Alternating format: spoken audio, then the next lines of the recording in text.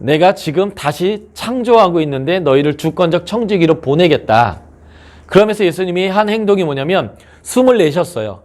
후 숨을 내신 다음에 성령을 받아라 라고 말씀하셨는데, 이 요한복음 20장 22절의 이 사건은 창세기 2장 7절에 하나님이 인간을 만드셨을 때에 했던 그 행동을 재현하시는 거예요.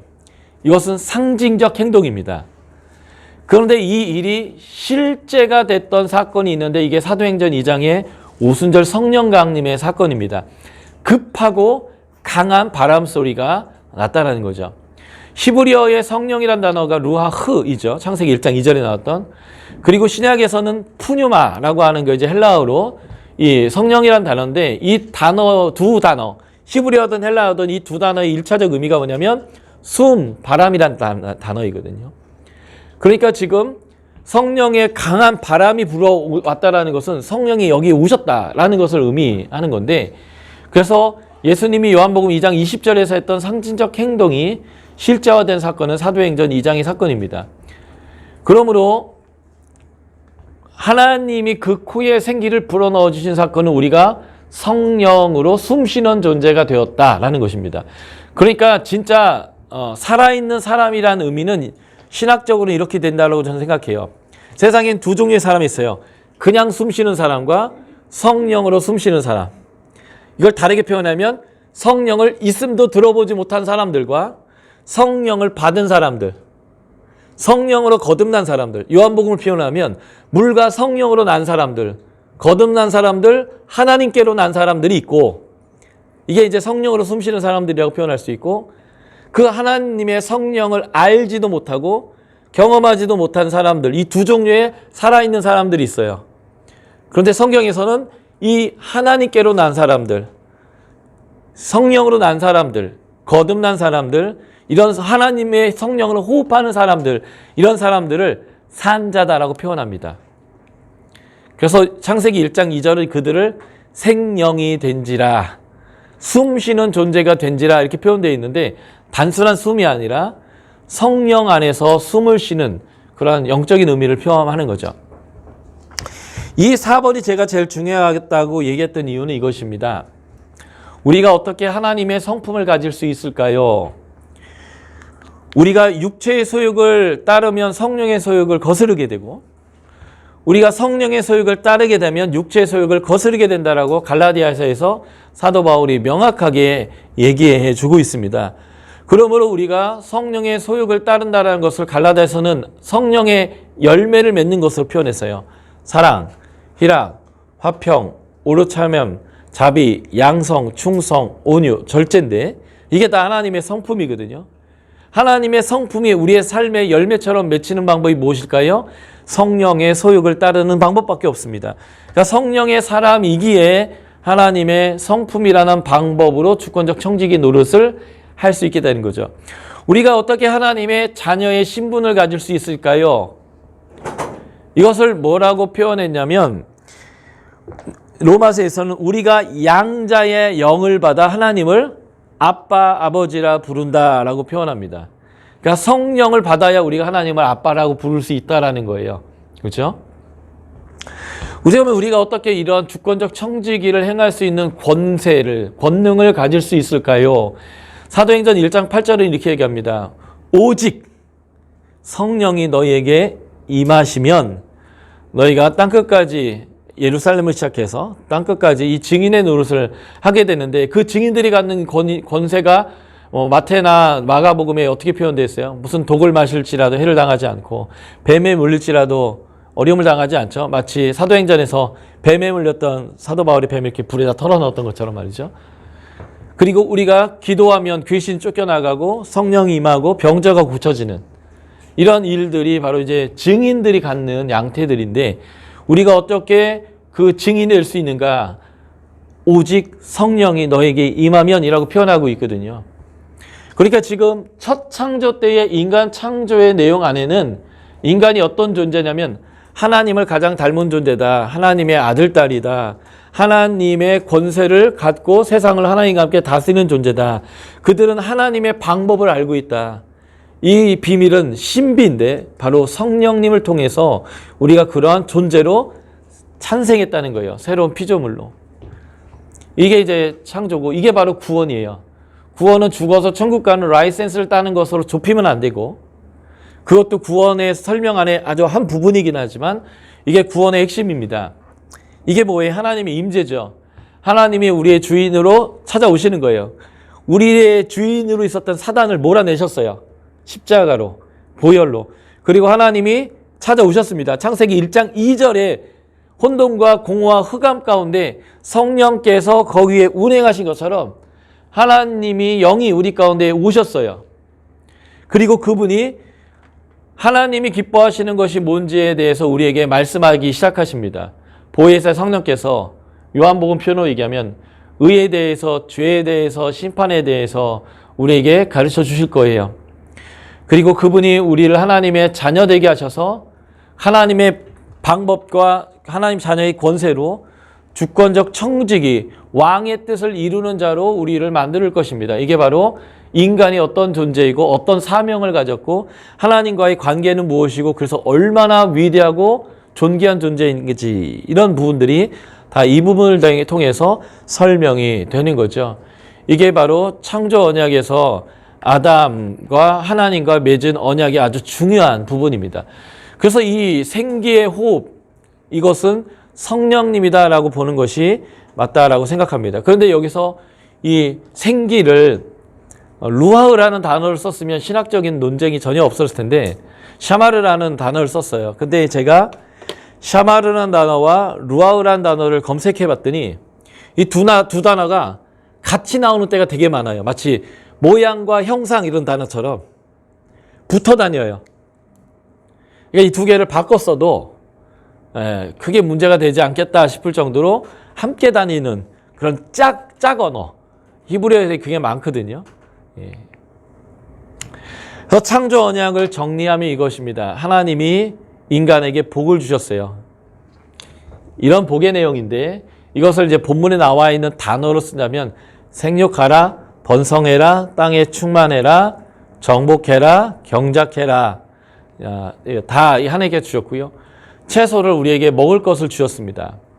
그런데 하나님이 금지 명령을 내리셨어요. 선악을 알게 하는 나무의 실과는 따먹지 마라. 먹으면 진짜 죽는다. 라는 게 하나님의 금지의 명령이었습니다. 이게 언약적인 거예요. 복과 저주의 길.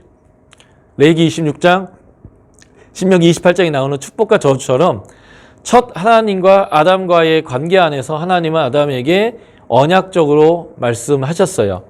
그런데 의도적인 언약의 파기를 인간이 했다는 거예요. 의도적이라고 표현한 것은 이런 것이죠. 아담과 하와는 하나님이 하라고 한 것과 하지 말라고 하는 것에 대한 기준을 명확히 알아요. 그런데 사단이 와서 말합니다. 하나님이 하지 말라고 했던 그 짓거리를 꼭 집어서 하면 네가 하나님처럼 될 것이라고요. 인간은 하나님은 아니지만 하나님처럼은 만들어졌어요. 거의 하나님처럼 되어 있죠. 그런데 그러한 자신의 정체성을 인지를 하고 있지 못하면 살짝만 이렇게 비틀어놔도 속게 돼 있어요. 하나님처럼 만들어진 존재에게 넌 하나님처럼 되는 방법이 뭔 줄 알아? 하나님 하지 말라는 짓을 하는 거야 라고 3개의 거짓말을 했는데 그 말에 홀라당 넘어갔습니다. 그래서 그가 결정을 했어요. 뭐냐면 하나님의 뜻을 따르기보다는 사단의 뜻을 따르기로, 하나님이 나를 하나님처럼 만든 존재인 것을 인식하기보다는 사단이 거짓말한 것이 팩트로 받아들이기로 결정한 게 타락의 사건의 본질입니다. 그래서 의도적으로 손을 뻗어서 선악 알게 하는 나무의 실과를 따서 먹었다는 거예요. 어떤 분들은 하와가 타락을 했고 그것을 아담에게 줬기 때문에 하와가 더 나쁜 죄를 진 것처럼 표현하지만 아니요. 본질상 똑같아요. 자기가 결정해서 자기가 먹은 겁니다. 하와를 사단이 와서 100대를 때리는 거예요. 더 이상 맞고 싶지 않을 정도로 막 죽을 것 같을 때 때린 다음에 이렇게 사단이 묻는 거죠. 한 대 더 맞을래? 그냥 순수히 먹을래? 이렇게 해가지고 제가 더 이상 못 맞겠어요. 내가 그냥 먹을게요. 하고 먹은 것이 아니죠. 하와가. 그럼 거꾸로 얘기합시다. 아담이 하와한테 얻어 맞아가면서 어쩔 수 없이 먹었을까요? 아니면 자기가 선택해서 먹었을까요? 예, 선택해서 먹었다고요. 아담이 안 먹으니까 하와가 막 아담이 입을 벌여서 거기다 막 과일을 막 쑤셔 넣은 다음에 막 이렇게 억지로 해가지고 등쳐갖고 넘겨버렸을까요? 아니요. 자기가 스스로 손을 뻗어 받아서 넣어서 씹어서 자기가 넘겼을 거라고요. 그러니까 죄는 자기가 결정해서 지은 것이지 누구 때문에라고 얘기하면 안 돼요. 그러니까 하나님이 열받은 부분이 그 부분이거든요. 누구 때문에, 당신이 준 여자 때문에, 뱀 때문에 라는 말이 사실은 지가 해놓고 다른 사람 핑계 드는 거, 이게 이제 죄의 굉장히 중요한 특성이에요. 사람들이 그런 말 하잖아요. 형무소 가면 나 죄 있어서 왔다고 하는 사람 몇 없다고. 다 누구 때문에 뭐 상황이 그래서 뭐 이러지, 나 죄인이라고 얘기하는 사람 별로 없다고 얘기하거든요.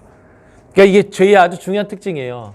상황이 그래서 그런 거지 내가 나빠서 그런 거 아니라고 늘 죄를 진 사람들은 그렇게 얘기합니다. 그래서 죄가 뭔지, 인간이 자신의 한계선, 하나님이 물과 물의 한계선, 땅과 물의 한계선, 거기를 딱 지키고 있을 때 그것을 선하다고 했는데, 인간이 하나님 되려고 하는 거, 그 경계선을 넘으려고 하는 거, 이게 죄잖아요. 예.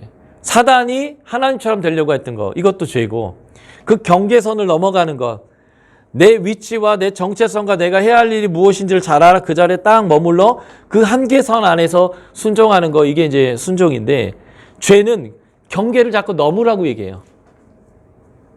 하지 말라는 선이 있으면 꼭 인간은 여기 이상 넘어가지 말라고 하면 딱 그 끝선에 서요. 꼭 끝선에 씁니다. 애들 키워봐도 그래요. 그리고 부모를 보면서 계속 이렇게 한 번씩 넘어갔다 와요. 근데 그날 엄마가 기분이 좋아가지고 아무 말 안 하면 또 여기까지 딱 옵니다. 그리고 또 이렇게 찍어봐요. 계속 이러다가 뒤통수 한 대 맞으면 또 이렇게 돌아가기도 하는데, 경계선 끝선의 삶을 사는 것이 아니라 순종은 하나님이 기뻐하는 것이 뭔지에 대해서 그 방향으로 자꾸 전진하는 거거든요. 그런데 많은 그리스도인들은 이렇게 물어요. 무엇이 죄입니까? 라고요. 그거 알아서 뭐 할 거예요? 무엇이 선입니까를 알아야 되거든요. 선을 하면 되는 거예요. 그럼 죄가 뭔지를 몰라도 죄는 안 져요. 근데 무엇이 죄입니까? 라고 묻는 이유가 뭔지 아세요? 어디까지 제가 하면 되니까, 이게. 죄 아닌 선까지 내가 가보겠다. 이제 이런 심성이 되게 강하거든요. 예. 그래서 하나님의 성품을 알고 그 하나님의 방식대로 살아가는 것, 이게 굉장히 중요한데, 이게 이제 언약적 사건이라는 거고요. 그래서 타락은 굉장히 의도적인 거예요. 하나님의 뜻을 알지만 사단의 뜻을 내 뜻으로 수용하고 그것을 신뢰하고 그 신뢰의 근거에서 행동하고 자기가 한 것이다라고 보시면 되겠습니다. 그래서 하나님이 거기에 대해서 벌을 주셨는데, 그 벌은 복과 관련된 내용에 하나님이 페널티를, 이게 벌을 주신 거예요. 그런데 재미있는 것은 그 하나님의 심판에는 하나님의 긍휼이 있다라고 하는 것입니다. 요 다음 시간에 제가 이제 출애굽기가 좀 갈 것 같은데, 출애굽기에 보면 하나님이 황금 송아지를 만들고 우상을 숭배했던 이스라엘 백성들에게 하나님의 이름을 말씀해 줄 때 아주 중요한 내용이 나와요. 내가 벌은 반드시 줄 거다. 그런데 3, 4대까지 짧게 줄 거고 복은 길게 줄 거다라고 하면서 벌은 반드시 준다는 표현이 거기 들어가 있는데, 이게 무슨 말이냐면, 부모들이 자녀를 키울 때에 자녀를 망하게 하는 가장 확실한 방법이 있는데, 그게 뭐냐면 잘못해도 잘못했다고 얘기를 안 해주는 거예요. 그냥 칭찬만 해주는 거죠. 이거 네가 무슨 짓을 해도 내가 다 책임져 줄 테니까 마음껏 살라고 다 책임만 져보세요. 벌 주지 마십시오. 그러면 아이는 반드시 망합니다. 부모가 자녀를 사랑할 때 정말 반드시 해야 될 게 뭐냐면 처벌을 적절하게 잘하는 거. 벌을 줄 줄 알아야 됩니다. 벌을 주는 이유는 벌이 목적이 아니라 이건 죄구나, 이건 하면 안 되는 거구나, 이걸 하면 나한테 손해구나라고 하는 명확한 선을 이제 주는 건데, 그걸 통해서 죄를 지면 안 되겠구나라는 것을 보는 거예요. 그래서 하나님이 복의 내용에 벌을 이렇게 더하셨는데, 이 더하신 내용이 복을 제거한 것은 아니었다라고 하는 것이 아주 중요합니다. 인간에게 하나님이 주셨던 첫 번째 복의 내용이 뭐냐면 생육하고 번성하고 땅에 충만한 겁니다. 그러니까 진짜 벌이 뭐냐면 넌 이제는 애 못 난다. 이제 너까지만 살고 이제 끝이다. 라고 하는 것, 이게 진짜 벌인데, 하나님이 여자에게 준 벌이 뭐냐면 애 못 난다가 아니라 해산의 수고가 더해진다라는 거예요. 죄에 대한 벌은 반드시 주지만 근본적인 복을 빼앗아 가지 않는 것입니다. 아담에게 준 아주 중요한 복이 뭐냐면 다스리고 정복하는 축복인데, 그것이 농사와 연관되어 있어요. 경작하라와 관련되어 있는데, 하나님이 벌 준 내용이 뭐냐면 너 이제 수고해봐야 절대 땅이 너한테 아무것도 안 내주지 않을 거야. 넌 이제 굶어 죽는 거야. 라고 한 게 아니라 네가 좀 더 수고하고 땀을 흘려야만 땅이 너에게 소산을 내줄 거야 라고 하는 벌이었다는 거예요. 그러니까 이것은 경작할 수 있는 축복이 제거된 것이 아니란 말입니다. 애 생육하고 번성할 수 없는 것도 아니고 경작이 이루어지지 않는 것도 아니에요. 그거에 대한 복에 하나님이 좀 더 벌을 추가했을 뿐이라고 하는 거죠. 하나님의 얼굴 앞에서 쫓겨났습니다. 그런데 하나님이 이들에게 찾아오셔서 생육하고 번성하게 하는 것이 4장 1절이에요. 4장 1절 창세기 한번 우리가 찾아서 한번 읽어볼까요? 창세기 4장 1절 같이 읽겠습니다. 시작. 하나님 그 안에 하와가 묻힘하며 하와가 이스라엘 아이를 낳고 내가 여호와로 말미암아 든남하였다 하니라. 네, 3장 마지막 부분이 뭐냐면 하나님에게서 에덴 동산에서 쫓겨나가는 거였는데 3장에서 4장 1절까지 한 절 만에 하나님이 아담 하와에게 찾아오셨어요. 남편인 아담이 히브리 직역성경은 이걸 아담이라 표현하지 않고요. 그 사람이 이렇게 표현했어요. 그 사람이 그의 아내 하바를 동침했다라는 단어가 히브리어 야다인데 알았다라고 번역합니다. 그 남자가 그의 아내 하와를 알았다. 그랬더니 아이가 생겼는데 여기서 하와의 대사가 아주 기가 막혀요. 히브리 직역성은 이렇게 얘기합니다. 내가 하나님과 함께 남자를 창조하였다. 그러니까 창조는요, 무에서 유의 창조가 있고요, 유에서 유의 창조가 있어요. 무에서 유의 창조는 하나님만이 하시는 창조겠죠.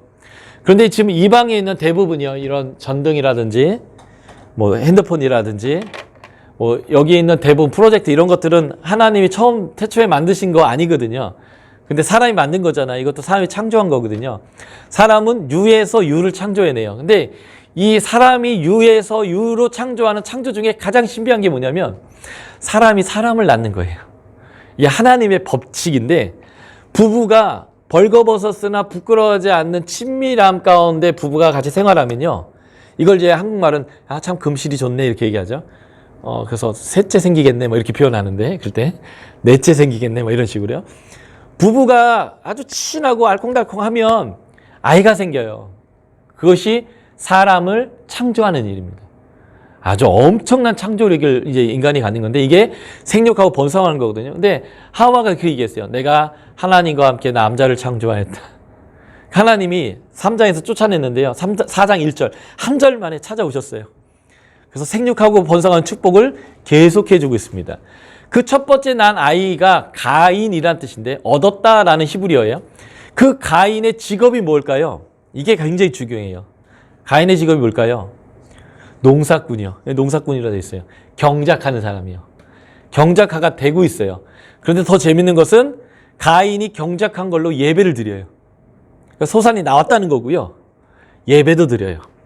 물론 가인 건 거절했고 아벨 걸 받았지만 근본적으로 예배가 되어지고 있을 뿐만 아니라 예배가 받아들여지고 있다는 것까지 이건 굉장히 중요한 거예요. 그러니까 하나님은 잘못했다는 것을 알게 하기 위한 벌을 주셨지만 근본적으로 창조 언약 때 주었던 축복을 하나도 뺏어간 건 없어요.